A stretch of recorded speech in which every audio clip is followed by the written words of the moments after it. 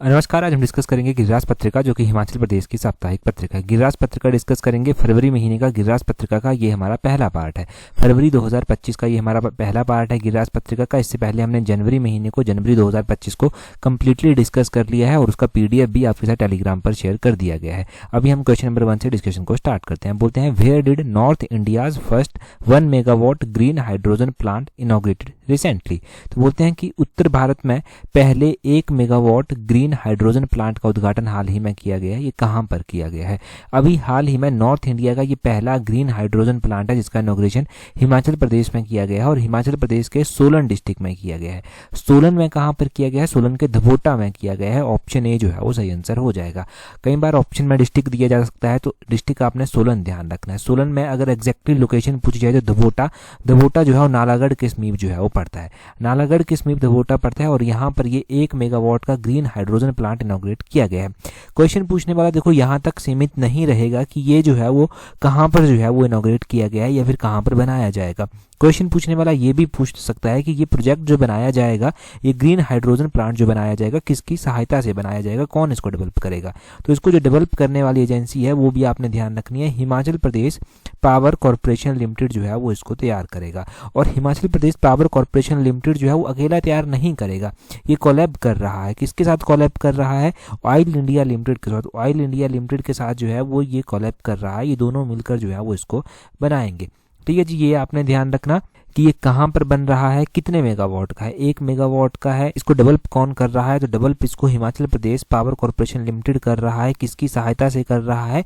Oil India limited की सहायता से कर रहा है। और इसकी जो लागत आएगी वो कितनी है? वो 9.04 करोड़ जो है वो इसकी लागत है। इतना जो है वो उसको बनाने में खर्चा आएगा। अभी इसका उद्घाटन हिमाचल प्रदेश के मुख्यमंत्री के द्वारा किया गया, तो ये ज़्यादा चर्चा में आ गया। और हिमाचल प्रदेश को ग्रीन एनर्जी स्टेट बनाने के बारे में भी रखा गया है टारगेट डेट कि हिमाचल प्रदेश को मार्च 2026 तक ग्रीन एनर्जी स्टेट बनाया जाएगा। वो मैं बार बार आपको रिवाइज करवाता रहता हूँ। अगला क्वेश्चन देखते हैं हमारे पास क्या पूछा गया है। बोलते हैं, how many district of Himachal Pradesh cover under HP Shiva project. तो बोलते हैं ये जो HP शिवा प्रोजेक्ट है, इसके तहत जो है वो हिमाचल के कितने डिस्ट्रिक्ट्स को जो है वो कवर किया जाएगा। अब HP शिवा प्रोजेक्ट के बारे में हमने इससे पहले भी क्वेश्चन पढ़ा था। एलाइड सर्विसेज में भी इसका क्वेश्चन पूछा गया था। एलाइड सर्विसेज में जो क्वेश्चन पूछा गया था वो पूछा गया था कि कितने हेक्टेयर क्षेत्रफल में जो है वो बागवानी की जाएगी इस प्रोजेक्ट के तहत। तो वो हमने पढ़ भी लिया था क्वेश्चन कि 6000 हेक्टेयर भूमि में जो है वो की जाएगी। 6000 हेक्टेयर। अब डिस्ट्रिक्ट कितने हैं ये जहां पर जो है HP शिवा प्रोजेक्ट जो है वो जिनको HP शिवा प्रोजेक्ट के तहत लाने का लक्ष्य रखा गया है, तो वो 7 डिस्ट्रिक्ट हैं टोटल। ऑप्शन ए जो है वो सही आंसर हो जाएगा। अब हिमाचल प्रदेश के ये 7 डिस्ट्रिक्ट कौन कौन से हैं जो HP शिवा प्रोजेक्ट के तहत जो है वो आएंगे? एक डिस्ट्रिक्ट है डिस्ट्रिक्ट हमीरपुर, एक डिस्ट्रिक्ट है डिस्ट्रिक्ट बिलासपुर, एक डिस्ट्रिक्ट है डिस्ट्रिक्ट कांगड़ा, एक मंडी है, एक सिरमौर है यहाँ पर, एक सिरमौर के अलावा सोलन डिस्ट्रिक्ट है, सोलन के अलावा ऊना डिस्ट्रिक्ट है। तो ये टोटल 7 डिस्ट्रिक्ट जो है वो हैं जो HP शिवा प्रोजेक्ट के तहत जो है वो लाए जाएंगे।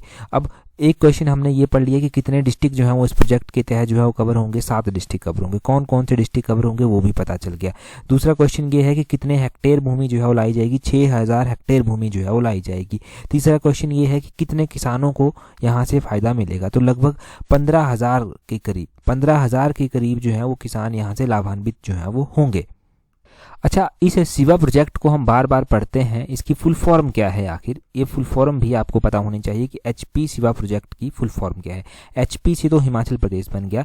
S stand for subtropical, S stand for subtropical, H stand for horticulture, I stand for irrigation, V stand for value और A स्टैंड फॉर एडिशन। तो पूरा नाम हुआ इसका subtropical horticulture irrigation and value addition project. तो ये है HP Shiva project का पूरा नाम। HP शिवा प्रोजेक्ट का पूरा नाम पता चल गया। इसको फंड कौन कर रहा है, इसमें कौन सहायता कर रहा है इसको बनाने में? तो एशियन डेवलपमेंट बैंक मैंने आपको बता रखा है, ADB जिसको बोलते हैं। एशियन डेवलपमेंट बैंक जो है वो इसमें सहायता कर रहा है। अब एशियन डेवलपमेंट बैंक का जो है ये प्रोजेक्ट है।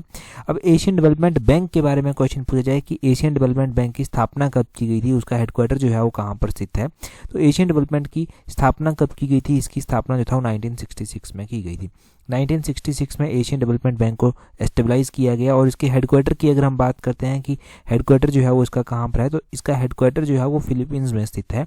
फिलीपींस कंट्री में इसका हेडक्वार्टर स्थित है। अगर एग्जैक्टली देखा जाए तो मंडुयोंग करके है। मंडलुयोंग करके मैं यहाँ पर लिख ही देता हूँ ताकि आपको एग्जैक्टली पता चल सके। मंडलियोंग में इसका हेडक्वार्टर स्थित है, जो कि मनीला के समीप जो है वो आता है। मनीला के समीप ये मंडलियोंग आता है। और अब सिवा प्रोजेक्ट के बारे में भी पता चल गया। एशियन डेवलपमेंट बैंक का क्वेश्चन भी क्लियर हो गया यहाँ से। तो यहाँ से नेशनल इंटरनेशनल अफेयर के साथ साथ जो है वो हिमाचल जीके का ये कॉन्सेप्ट आपने सारा क्लियर कर लिया। अगला क्वेश्चन देखिए क्या बोलते हैं which of the following is correct about गोबर समृद्धि योजना। तो हिमाचल की एक योजना है ये गोबर समृद्धि योजना। बोलते हैं इस गोबर समृद्धि योजना के बारे में निम्नलिखित में से कौन सा कथन जो है वो सही है। अब गोबर समृद्धि योजना की बात करें तो सबसे पहले बोला गया है परचेजिंग काऊ डंक एट द रेट ऑफ ₹3 पर kg, या फिर दूसरी में बोलते हैं परचेजिंग काऊ डंक एट द रेट ऑफ ₹4 पर kg। तीसरे में बोलते हैं परचेजिंग काऊ डंक एट द रेट ऑफ ₹5 पर kg। और चौथी में बोलते हैं परचेजिंग काऊ डंक एट द रेट ऑफ ₹6 पर kg। तो अब बोलते हैं गोबर समृद्धि योजना चलाई जा रही है। इसमें अब ये तो क्लियर हो जाता है कि गोबर यहाँ पर परचेज किया जाएगा। नाम से पता चल रहा है गोबर समृद्धि योजना, गाय का गोबर खरीदा जाएगा, परंतु कितने रुपये पर kg के अमाउंट से ये खरीदा जाएगा। तो गोबर समृद्धि योजना के तहत ये कहा गया है कि हम 300 रुपये प्रति क्विंटल की दर से जो है वो गोबर जो है वो खरीदेंगे। 300 रुपये प्रति क्विंटल मतलब ₹3 पर kg जो है ये बनता है। तो ऑप्शन ए इसका सही आंसर हो जाएगा। अब आपसे ऑप्शन में मान लो ₹300 पर क्विंटल दे देते हैं तब भी एक ही बात है। अगर ₹3 दे देते हैं ₹3 पर kg तब वो भी एक ही बात है। तो अब ये गोबर खरीदने की बात कहते हैं कि हम गोबर जो है वो खरीदेंगे। इसमें कहा गया कि इस योजना का जो पहला चरण चलाया गया है उसके तहत 100 किसानों को जो है वो प्रत्यक्ष लाभ यहाँ से दिया जा चुका है और 1 लाख रुपया जो है वो वितरित किया जा चुका है यहाँ से। इसके अलावा अलग अलग आर्टिकल जो था वो पत्रिका में आए थे। जैसे कि एक आर्टिकल आया था मनरेगा की मजदूरी के बारे में, जो कि 240 से बढ़ाकर जो है 300 रुपया कर दी गई है। वो हमने पढ़ा भी है मनरेगा की मजदूरी के बारे में। तो इस तरह से जो है वो कुछ वैल्यू एडिशंस थी जो मैंने आपको बता दी हैं। अभी गोबर का ये गोबर समृद्धि योजना का एक नया कॉन्सेप्ट है, तो इसके बारे में ध्यान रखना। अगले क्वेश्चन में क्या बोलते हैं which of the following is correct. तो यहाँ पर कौन सी स्टेटमेंट करेक्ट है। अब देखो ये गिरिराज पत्रिका में नहीं था, परंतु अभी पेपर 1 भी जो है वो आ रहे हैं धीरे धीरे। जैसे मेडिकल ऑफिसर का पेपर 1 आएगा और भी पेपर 1 होंगे, तो उसके लिए इस तरह के क्वेश्चन जो है वो काफ़ी इंपॉर्टेंट है। तो बोलते हैं यहाँ पर कौन सी स्टेटमेंट जो है करेक्ट है। ये दिसंबर महीने का 2023 तक का डाटा है हमारे पास अवेलेबल। अगर क्वेश्चन पूछा गया तो उससे अकॉर्डिंग ही पूछा जाएगा। तो बोलते हैं यहाँ पर बोलते हैं the Punjab national bank has the most branches, जिसको 350 ब्रांचेज हैं इन हिमाचल प्रदेश। तो बोलते हैं कि सबसे ज़्यादा ब्रांचेज हिमाचल प्रदेश में अगर किसी बैंक की हैं तो वो है पंजाब नेशनल बैंक, और पंजाब नेशनल बैंक की हिमाचल प्रदेश में जो है वो 350 ब्रांचेज हैं। दूसरी स्टेटमेंट में क्या बोलते हैं, दूसरी स्टेटमेंट में बोलते हैं State Bank of India SBI has 349 branches in Himachal Pradesh की। स्टेट बैंक ऑफ इंडिया की जो है वो हिमाचल प्रदेश में जो है 349 ब्रांचेज हैं। तीसरी स्टेटमेंट में बोलते हैं कि UCO Bank has 180 branches in Himachal Pradesh की। यूको बैंक की 180 ब्रांचेज हिमाचल प्रदेश में हैं। अब आपको करेक्ट स्टेटमेंट जो है वो बतानी है। अब हम सबसे पहली स्टेटमेंट से डिस्कशन को जानते हैं। बोलते हैं कि पंजाब नेशनल बैंक की हिमाचल प्रदेश में सबसे ज़्यादा जो है वो ब्रांचेज है। तो बिल्कुल सही बात है कि हिमाचल प्रदेश में अगर किसी बैंक की सबसे ज़्यादा ब्रांचेज हैं तो वो है Punjab national bank. Punjab national bank की जो है वो हिमाचल प्रदेश में जो है वो कितनी ब्रांचेज आती हैं, 350 ब्रांचेज आती हैं। तो पहली स्टेटमेंट सही है हमारे पास। पहली स्टेटमेंट में कोई भी डाउट आपको नहीं रहना चाहिए। दूसरी स्टेटमेंट में बोलते हैं कि स्टेट बैंक ऑफ इंडिया की जो है वो दूसरे नंबर पर सबसे ज़्यादा ब्रांचेज हैं और वो 349 है। तो सही बात है कि स्टेट बैंक ऑफ इंडिया की 349 ही ब्रांचेज हैं हिमाचल प्रदेश में। और तीसरी स्टेटमेंट में बोलते हैं कि यूको बैंक की 180 ब्रांचेज हिमाचल प्रदेश में है। देखो यूको बैंक जो है वो तीसरे नंबर पर लीड करता है, परंतु इसकी 180 ब्रांचेज नहीं है, इसकी 181 ब्रांचेज जो है वो आती हैं। और ये माइन्यूट डाटा है, सिर्फ एक बैंक का फर्क था और क्वेश्चन गलत हो जाता अगर आपको नहीं एग्जैक्टली याद होता। पब्लिक सर्विस कमीशन ऐसे ही कंफ्यूज करता है। तीसरी स्टेटमेंट गलत हो जाएगी, पहली और दूसरी स्टेटमेंट सही है। Only 1 and 2 statement is correct. अब हमारे पास अलग अलग बैंक जो है वो आते हैं, उनके बारे में मैं आपको बता देता हूँ कि हिमाचल प्रदेश में जो टोटल नंबर ऑफ बैंक आते हैं वो कितने आते हैं। वो आते हैं 2292 बैंक्स। ये इतने बैंक जो हैं वो आते हैं। अब इसमें से जो रूरल क्षेत्रों में बैंक आते हैं वो हैं 1760, जो अर्बन क्षेत्रों में बैंक आते हैं वो हैं 429, और उसमें से भी जो अर्बन सेंटर है शिमला बनाया गया, ये तो अर्बन सेमी अर्बन हो गया, सेमी अर्बन भी हो गया, ये 429। एक RBI के द्वारा शिमला को जो है वो डेजिग्नेट किया गया है अर्बन सेंटर। तो शिमला में 103 ब्रांचेज हैं टोटल। ये तो हो गया आपका बैंक ब्रांचेस की, रूरल कितनी है, सेमी अर्बन कितनी है, और अर्बन जो कि RBI के द्वारा डेजिग्नेट है वहाँ पर कितनी है। अब देखो अगर हम पंजाब नेशनल बैंक की बात करते हैं तो 350 Punjab national bank, state Bank of India की 349 है, यूको बैंक की 189 है, और बाकी के बैंक बच जाते हैं उसमें 290 ब्रांचेज उनकी आ जाती हैं, जैसे HDFC, ICICI बैंक, वो सारे जो है वो अलग अलग कर जो है वो आ जाते हैं। परंतु हिमाचल प्रदेश का तो अपना ग्रामीण बैंक भी है, हिमाचल प्रदेश ग्रामीण बैंक जिसको बोलते हैं, उसकी कितनी ब्रांचेज हैं, उसकी जो है वो 274 ब्रांचेज जो है वो हिमाचल प्रदेश में हैं। 274 ब्रांचेज हिमाचल प्रदेश ग्रामीण बैंक की है। एक हमारा कांगड़ा सेंट्रल कोऑपरेटिव बैंक भी है, उसकी 217 जो है वो कांगड़ा सेंट्रल कोऑपरेटिव बैंक की ब्रांचेज है। एक जो है वो Himachal Pradesh state cooperative bank भी है, उसकी 241 ब्रांचेज हैं, जिसको स्टेट अपेक्स कोऑपरेटिव बैंक भी बोलते हैं।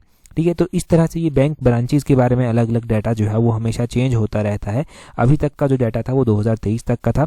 अब हिमाचल प्रदेश में टोटल नंबर ऑफ एटीएम कितने हैं, टोटल नंबर ऑफ जो एटीएम्स हिमाचल प्रदेश में है, एटीएम की ब्रांचेज हिमाचल प्रदेश में है, जिसको ऑटोमेटेड टेलर मशीन बोलते हैं, ऑटोमेटेड टेलर मशीन, इसकी ब्रांचेज हैं हिमाचल प्रदेश में 2170। इतनी एटीएम जो है वो हिमाचल प्रदेश में है, 2170 ये एटीएम वाला क्वेश्चन अभी तक नहीं पूछा गया है। होपफुली कि अगले पेपर में पूछ लिया जाए और आपकी यहाँ से हेल्प हो जाए। अगला क्वेश्चन देखिए, बोलते हैं how many medal won by Himachal Pradesh in Khelo India youth games. तो बोलते हैं कि खेलो इंडिया यूथ गेम्स में हिमाचल के द्वारा जो था वो कितने मेडल जो था वो जीते गए। अब खेलो इंडिया यूथ गेम्स की बात की गई है, खेलो इंडिया यूथ गेम्स 2024 की बात की गई है। ये भी गिरिराज पत्रिका में नहीं आया था, क्योंकि इस बार की गिरिराज पत्रिका में ना इतना इंपॉर्टेंट कॉन्टेक्स्ट था नहीं, तो मुझे लगा कि जो पेपर 1 के लिए थोड़ी सी तैयारी जहां से हो सकती है वहां से तैयारी कर लेते हैं।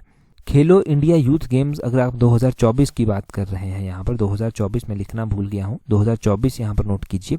2024 की जो खेलो इंडिया यूथ गेम्स थे, अब इनमें आप देखिए कि हिमाचल प्रदेश के द्वारा जो टोटल मेडल जीते गए वो जीते गए 14 मेडल। ऑप्शन ए जो है वो सही आंसर है। अब जरूरी नहीं कि पब्लिक सर्विस कमीशन यहाँ पर क्वेश्चन पूछ के समाप्त कर दे कि कितने मेडल जो था वो हिमाचल प्रदेश के द्वारा जीते गए। वो बड़े माइन्यूटली क्वेश्चन पूछता है, वो पूछ लेता है कि कितने गोल्ड मेडल जीते, कितने सिल्वर मेडल जीते, कितने ब्रॉन्ज मेडल जो था वो हिमाचल के द्वारा जीते गए। तो गोल्ड मेडल की अगर हम बात करते हैं, हिमाचल ने 1 गोल्ड मेडल यहाँ पर जीता था। सिल्वर मेडल की अगर हम बात करते हैं कि कितने सिल्वर मेडल जीते गए थे, तो 5 सिल्वर मेडल जीते गए थे और 8 जो था वो ब्रॉन्ज मेडल हिमाचल के द्वारा यहाँ पर जीते गए थे। तो इस तरह से टोटल 14 यहाँ पर मेडल जीते गए थे।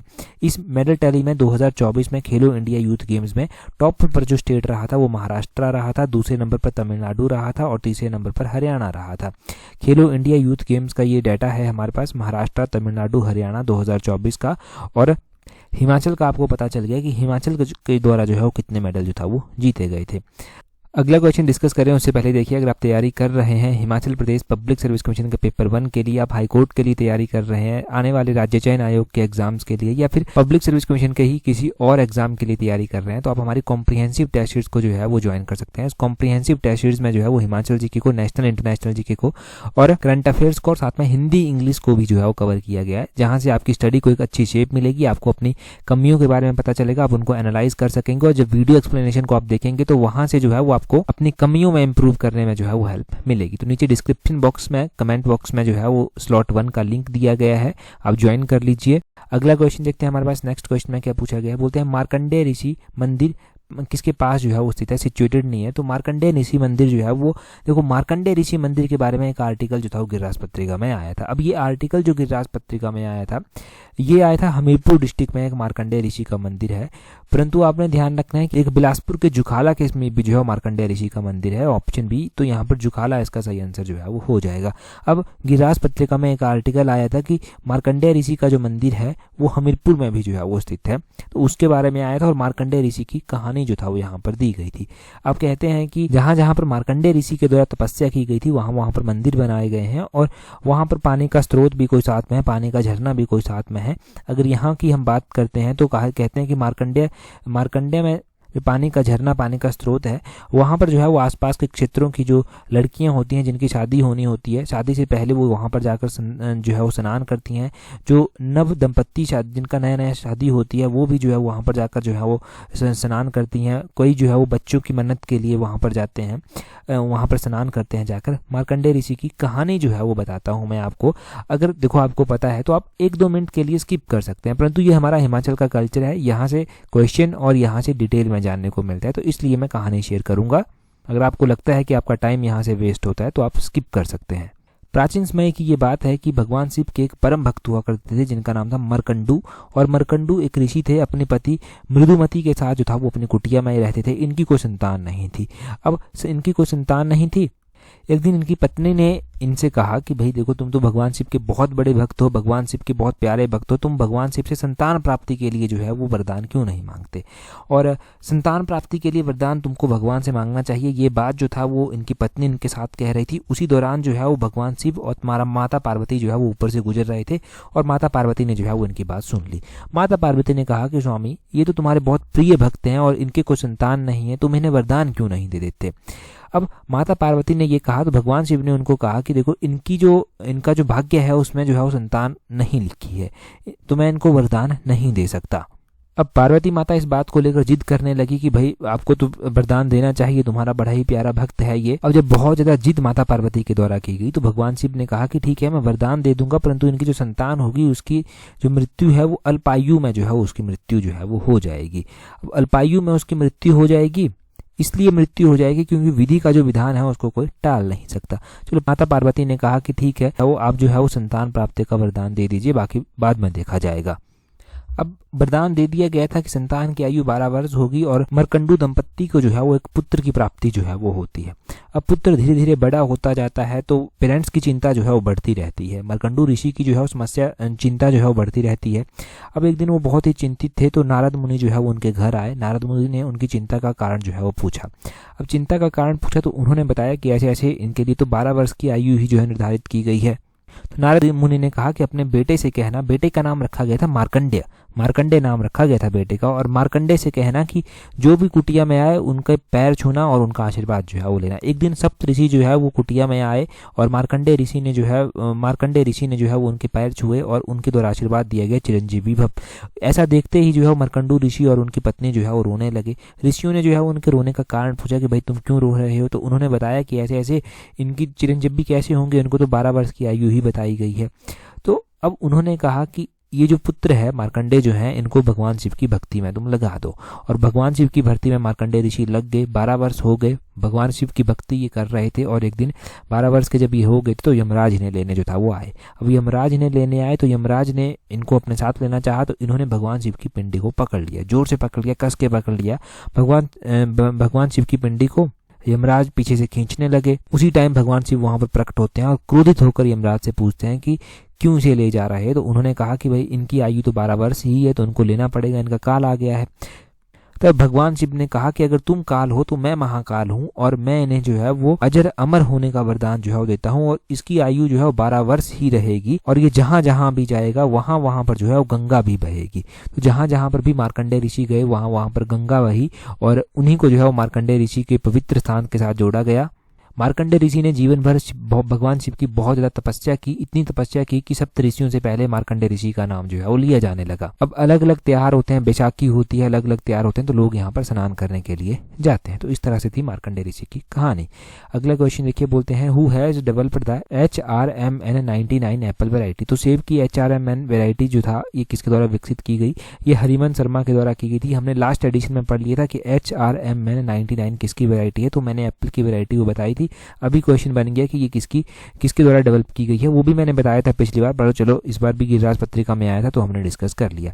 हरिमन शर्मा जी के द्वारा इस HRMN99 एप्पल की वैरायटी को डेवलप किया गया है और हरिमन शर्मा को अभी पद्मश्री अवार्ड दिया गया है, तब ये ज़्यादा चर्चा में आए। पद्मश्री अवार्ड इनको मिला है, ये कहाँ से संबंध रखते हैं, डिस्ट्रिक्ट बिलासपुर के घुमारवीं क्षेत्र से जो है ये संबंध रखते हैं। इनको जो है वो इनके द्वारा जो है वो गर्म क्षेत्रों में एप्पल की जो ब्रीड है वो लगाई गई है और इनके द्वारा लाखों पौधे जो है वो देश भर में अलग अलग देशों में भी लगाए गए हैं, इसलिए इनको इनके इस कार्य के लिए पद्मश्री अवार्ड दिया गया। इनको एप्पल मैन के नाम से भी जो है वो जाना जाता है। तो इतना सब आप यहाँ से ध्यान रखना। अगला क्वेश्चन देखिए, बोलते हैं यहाँ पर which river in state has highest power generation, की हिमाचल राज्य में किस नदी की सर्वाधिक विद्युत उत्पादन क्षमता है।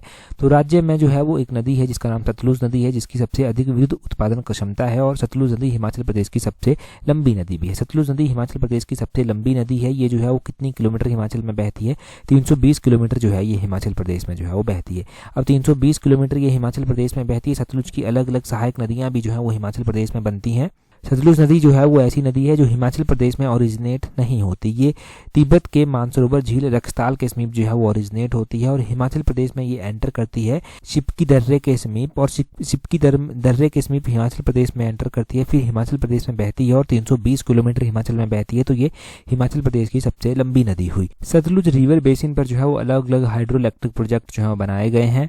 हिमाचल प्रदेश में अगर हम बात करते हैं, जो हाइड्रो इलेक्ट्रिक पोटेंशियल अभी तक हार्नेस किया गया है वो 11,209 मेगावाट जो है वो है। और दूसरा बात ध्यान रखना है कि यहाँ से जो हिमाचल प्रदेश के द्वारा कंट्रोल किया जाता है वो सिर्फ 7.6% जो है वो हिमाचल प्रदेश के द्वारा कंट्रोल किया जाता है, और इसके अलावा जो बच जाता है वो सारा का सारा सेंट्रल गवर्नमेंट जो है वो एक्सप्लॉइट जो है वो करती है। हिमाचल प्रदेश में अबाउट 24,000 मेगावाट हाइड्रो इलेक्ट्रिक जो पावर जनरेट होती है, ये जो है वो पूरे हिमाचल का, पूरे इंडिया का जो है वो 25% जो है वो बनती है। तो अब ये ध्यान रखना कि जो हार्नेस किया गया है वो 11,209 मेगावाट है। 24,000 मेगावाट जो है वो हिमाचल प्रदेश का जो है वो पोटेंशियल है, या फिर यूँ कहिए कि 24,000 मेगावाट जो है वो जनरेट की जाती है। 25% ये पूरे इंडिया का जो है वो बनता है। इतना सब क्लियर होना चाहिए। ये क्वेश्चन पूछ लिए जाते हैं पेपर 1 में कहीं ना कहीं से लिंक कर।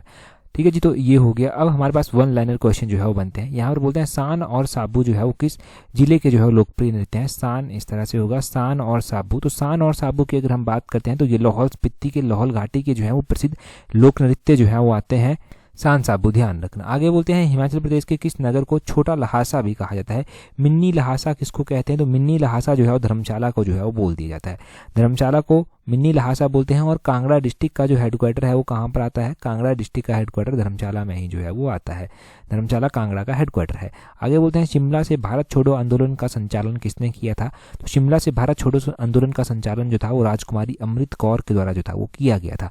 राजकुमारी अमृत कौर के द्वारा किया गया था। और राजकुमारी अमृत कौर जो है इंडिया की पहली हेल्थ मिनिस्टर जो था वो थी। इंडियाज फर्स्ट हेल्थ मिनिस्टर ये थी, ये आपको पता होना चाहिए। और प्रेजेंट टाइम में जो हेल्थ मिनिस्टर हैं वो कौन है, वो जगत प्रकाश नड्डा हैं।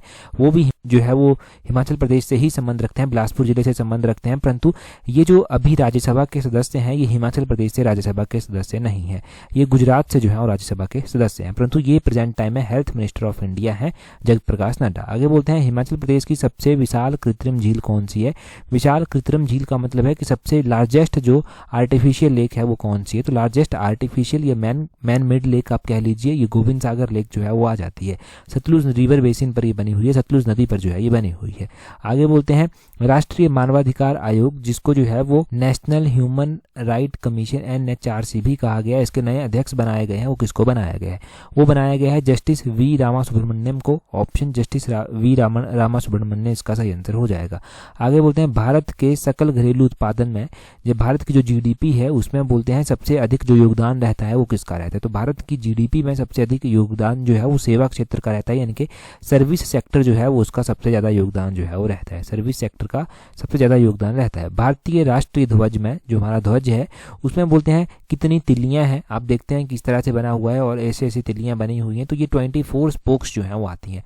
टोटल नंबर ऑफ स्पोक्स इन हमारा जो नेशनल फ्लैग है उसमें, तो वो 24 स्पोक्स जो हैं वो आती हैं।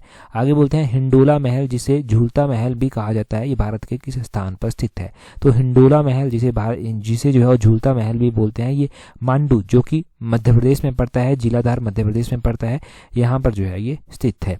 आगे बोलते हैं उड़ीसा के लिंगराज मंदिर जो है वो कौन सी शैली में बना हुआ है। तो उड़ीसा के जो लिंगराज मंदिर का निर्माण है वो जो है वो नागर शैली में जो है वो हुआ है।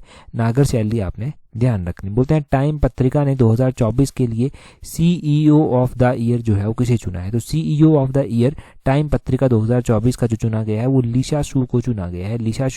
लीसा शू जो है वो AMD कंपनी की CEO है। AMD यानी कि एडवांस्ड माइक्रो डिवाइस करके कंपनी है, इसके CEO ये है।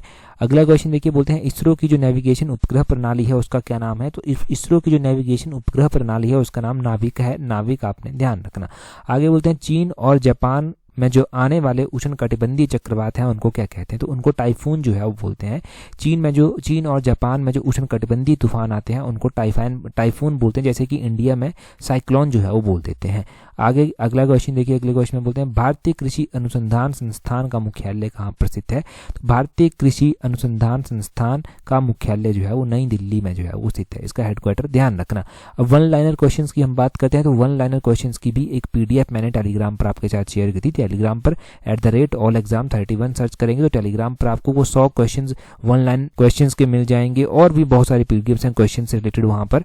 क्वेश्चन देखिए, अगला क्वेश्चन क्या बोलते हैं। अगले क्वेश्चन में बोलते हैं recently who has been crowned as a winter queen 2025 at the winter carnival in Manali. तो बोलते हैं कि विंटर कार्निवल मनाली में जो है वो बोलते हैं 2025 में जो है वो जो शीतकालीन रानी यानी कि विंटर क्वीन का खिताब दिया गया है वो किसको दिया गया है, ये ताज किसको दिया गया है। तो आपने कमेंट करके इस क्वेश्चन का आंसर बताना है। इससे पहले जो गिरिराज पत्रिका के क्वेश्चन गिरिराज पत्रिका का एडिशन था उसमें हमने तीसरे नंबर का क्वेश्चन डिस्कस किया था और डिटेल से मैंने आपको बताया था।